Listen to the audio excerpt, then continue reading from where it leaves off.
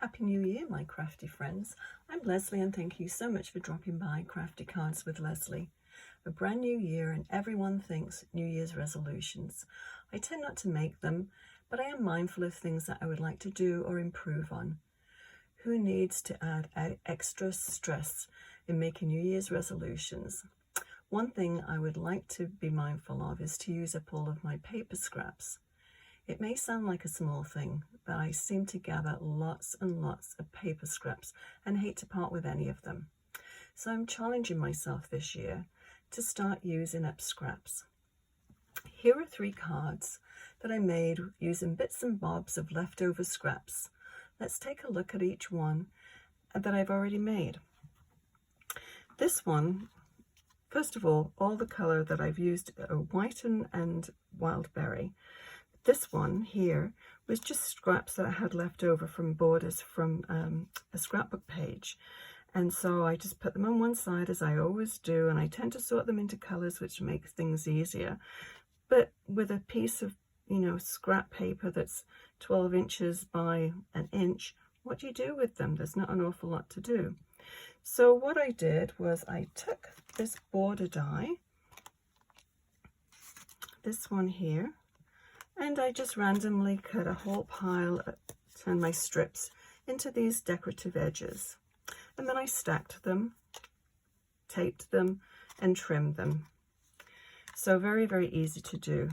This is a great border set. If you like making borders for scrapping or scrapbooking or card making, this is an ideal set. It's called Fancy Border Thin Cuts, and it's still available on my online store. This die, I used to make all these little hearts. It is a border die, and it's fantastic. It leaves a little scalloped edge, but it also, you can use everything that you've cut out from it. So a great thing to do. So we'll put that one on one side. So this one I cut, it's about 1/4 inch smaller than the actual card size, and all the card sizes are 5 1/4 by 4 1/4. And then I just did a very, very small little border. What I tend to do when I make a little border like this, it's really, I find it a bit of a challenge to try, and when you get into 1/16ths of an inch, it's very, very difficult, I find, to get it cut so precisely.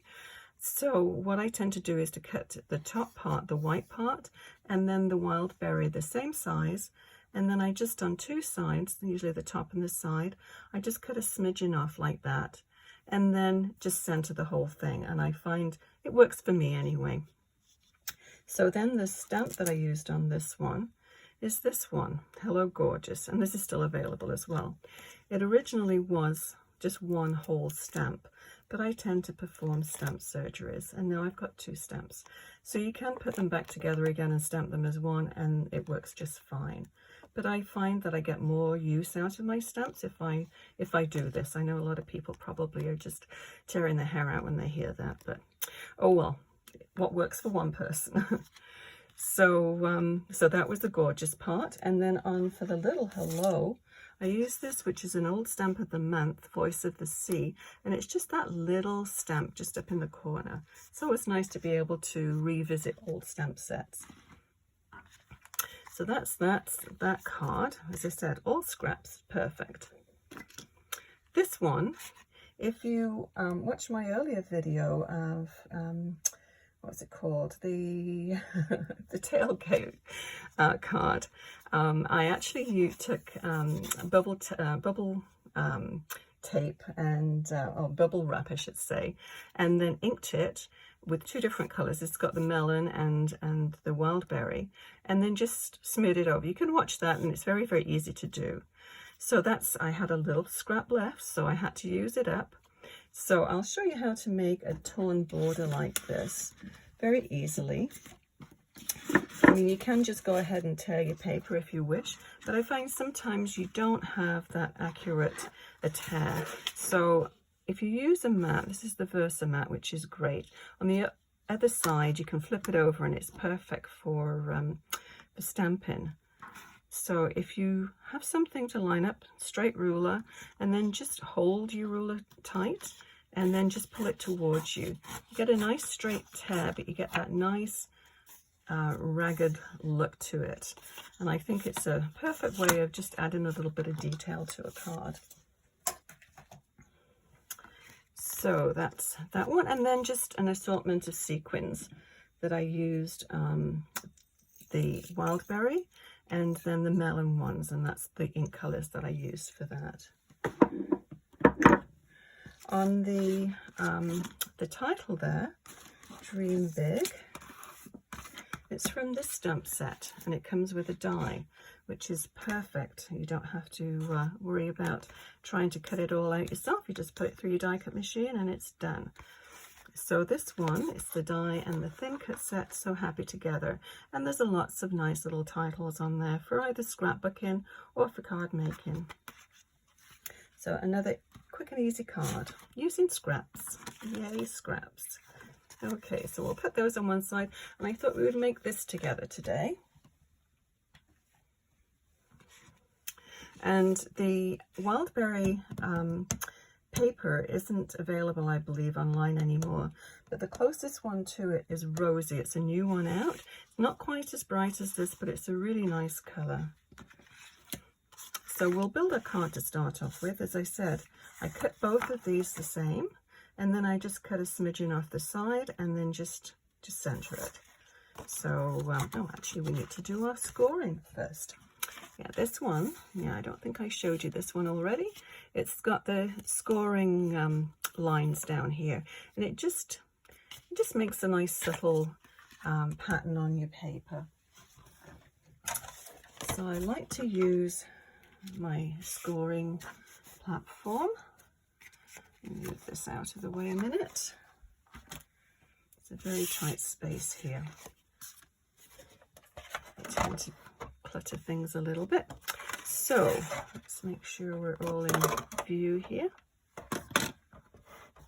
There you go. And those ones I did about 1/4 of an inch. Now you don't need to go right to the top and right to the bottom. I did sort of random lines. So start maybe 1/4 an inch down, and then just firmly just press and drag. And as long as you keep it tucked in the corner, your lines are going to be straight. So some you can go to the bottom, you can go stop wherever you want. I'll start this one halfway down.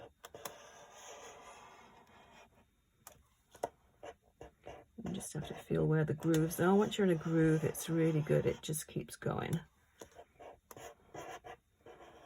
I tend to do things in odd numbers, but I'm doing 6 for this one. Okay, so you can see, hopefully you can see. There we go.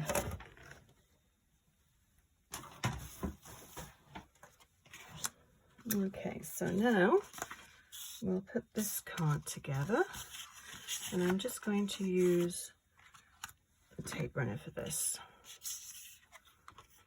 So one side is embossed, and that's the side that we're going to use on the top, and then this is debossed, little indents. You can use either side. It's the same if you're using embossing folders, you can use both sides. Okay, center it the best that you can. That's good. And the same on here.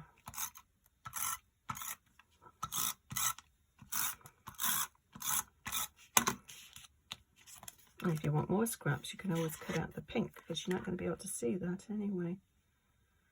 Okay, that's fairly well centered. Now the next thing we're going to do is to make the hello sign there, little sentiment. So for this one, I'm going to bring out my stamping platform. And a piece of cardstock, which is, oh, here it is. I'll use this piece here. And this is all White Daisy cardstock that I'm using. I'll put that up there. I like these little non-slip grip mats. They're just from the grocery store, and it's supposed to be for unscrewing lids, but I quite like them to put underneath my ink pad.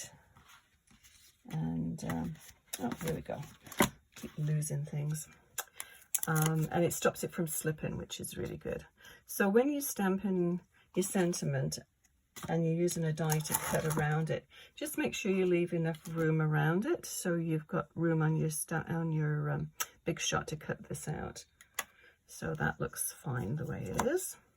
And pick that up. And the beauty about the stamping platform, if you don't get a perfect image the first time, you can just stamp again and you don't have to worry about lining it up because it won't shift once it's in here on the little magnets. And I can already see that I'm going to have to stamp that one again. Didn't quite put enough ink on there. Oh, and again. Good job it is on the stamping platform. Yeah, that one's good. Maybe a little touch on the O there. Maybe I need to re-ink this pad. That's probably it. Yeah, that's good. Okay, I'll just wipe this out. Now the dark colours, the vibrant colours like this one, it will stain your stamps, but it doesn't damage them at all. It's just going to leave a nice soft glow to it. I'll just pop that out of the way. And I'm going to bring my stamping platform over. It's rather large. It's a larger one and it takes up a lot of room, but that's okay. It works well. I've had this for many years. It gets a good workout. Okay, so what we're going to do is you can either do, there's the two dies, you could choose whichever you would like to do, but we'll stick with the same one. And I quite like this. It's a postage tape, which is very handy because it doesn't damage your paper, but it keeps everything in place, which is good. You don't want things shifting around. Okay, so I think that's centered. Let me just pick that up and have a look. I'm at a weird angle here, so I can't always see very clearly. Move that around a little bit. That's better. Okay.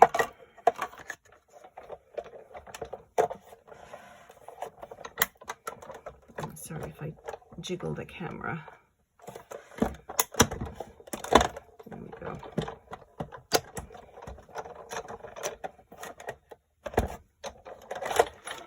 Okay, that should be all the jiggling for a while anyway.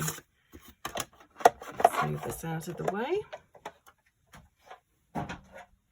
Let's see how this turned out. Perfect. Okay.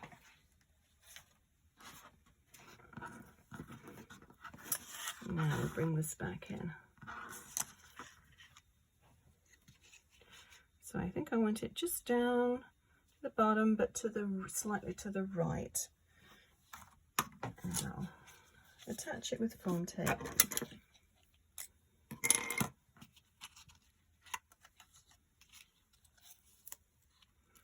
think we only need one strip on this. It's not really very thick or heavy, and I don't think it's going to need a lot of support. So I think about there should do it. There we go. Now, one last thing to do is to put on all the little dots and hearts.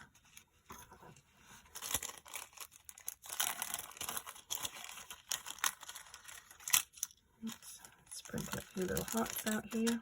There we go. Yeah, they make perfect little hearts, the little border die. And I'm going to use my X-Acto knife to pick off the little dots. Just make sure you don't stab your finger. Ask me how I know. And just randomly place them. I tend to put them on the line. And this would look really kind of cool with music notes on too, if you're doing a musical card. Okay, so those ones I'm going to attach with the liquid glue.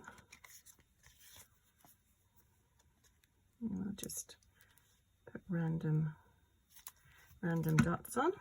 Put a couple at a time so they don't dry out, although it does stay wet for quite a while.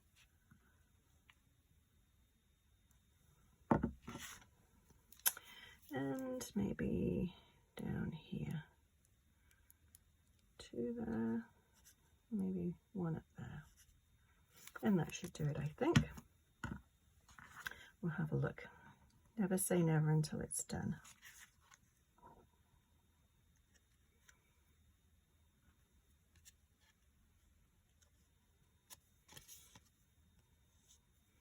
And if you manage to get a little overflow of glue, don't worry, because it is clear, but it does dry clear. It doesn't leave any residue. And I think that's finished our little card for today. Our little bits and bobs, little scrap card, which is great. It's always nice to use up all those scraps. I'll list everything that I've used below, which is also available on my online store. If you have any questions, please leave them in the message in the comments section. And please hit the thumbs up icon if you have enjoyed this video. Also be sure to click onto the bell and you'll be notified of all upcoming videos. Thank you so much for watching and Happy New Year to everyone. Bye bye.